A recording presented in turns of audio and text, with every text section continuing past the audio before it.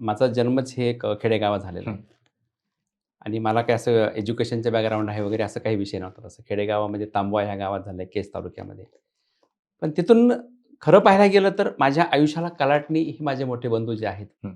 प्राध्यापक गोपीचंद चाटे सर आणि मच्छिंद्र चाटे सर, या दोघांनी दिली. बरं. माझं शिक्षण सर्व खेडेगावात झालेलं आहे.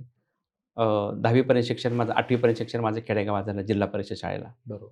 माझं 9वी, 10वी, 11वी, 12वी माझं तालुक्याला झालं, केज तालुक्याला. तिथं सुद्धा जे आहे की हे जाणं-येणं वगैरे काही बस फॅसिलिटी वगैरे असल्या काही विषय नव्हत्या. चालत जायचं, आपलं यायचं, सायकलवर जायचं. यातून शिक्षण घेतलेले सगळ्या ह्या गोष्टी. परंतु हे शिक्षण घेत असताना जे खेडेगावचं वातावरण होतं, रोज सकाळी उठलं की शाळेत जायचं. नंतर संध्याकाळी दुपारी 5 वाजता, 5:30 वाजता वापस घरी आलं, की नंतर मग शेतामध्ये जायचं. मग येत असताना आईचं ते टोपलं असायचं डोक्यावर. बरोबर. मग तिचं काही ते आपल्या डोक्यावर घ्यायचं. मग 2-3 किलोमीटर शेत होतं आमचं हं. गावापासून. मग तिच्यासोबत यायचं. बरं. हे सगळं रुटीन 7वी पर्यंत हे सगळं रुटीन होतं.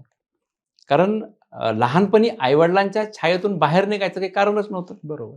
आणि माझे आई-वडील जे आहे की शेतामध्ये काम करायचं असेल, कुठं रोजानं काम करायचं असेल, अशा माध्यमातून आमचं सगळं हे कुटुंब सगळं चाललेलं आहे. बरोबर. आणि त्यातून आम्ही हे शिक्षण घेऊन पुढे यायचं. म्हणजे माझ्या डोक्यात वैयक्तिक तर असं काहीच नाही की भविष्यामध्ये की आपल्या अशा काही गोष्टी काही शिक्षण संस्थामध्ये आपल्याला काम करायला भेटेल, आपण चांगले विद्यार्थी घडवू, असा विषय काहीच नव्हता.